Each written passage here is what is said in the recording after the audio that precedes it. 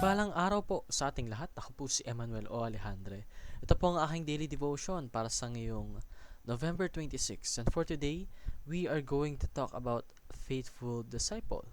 Makikita natin ito sa Luke chapter 14 verse 27 na nagsasabing, "And whoever does not carry their cross and follow me cannot be my disciple."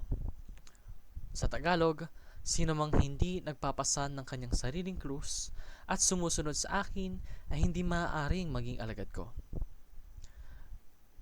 Dito po, napapahalagahan or na-emphasize yung needed or requirement para sa pagiging follower of Christ. Because being a disciple requires self-sacrifice. Hindi ka po magiging disipulo ng Panginoon kung hindi mo kayang magsakripisyo ng iyong sarili. Doesn't mean na you should harm yourself. It just means na your time, your effort, your belief should all be in accordance to God. And discipleship means following Christ's example. Therefore, marami ka talagang dapat na isaalang-alang at isa-sacrifice. Because following Christ's example is not easy. It needs tremendous amount of effort. Because a great follower is a great influencer.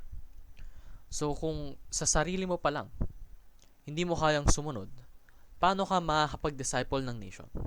Paano mo may papalaganap yung gospel ng Panginoon kung sa mismong sarili mo hindi nakikita ng ibang tao yung kagitingan ng ating Diyos?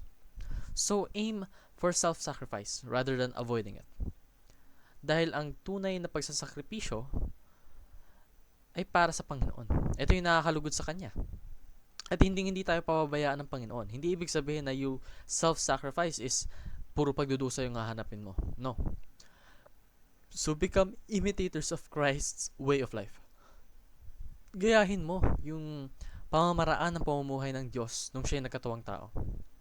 You will truly be glorified. And lastly, be a great follower to become a great influencer. Para po makapagdisipulo ka, para maka-impluwensya ka, kinakailangan ikaw rin ay tunay na kahanga-hanga.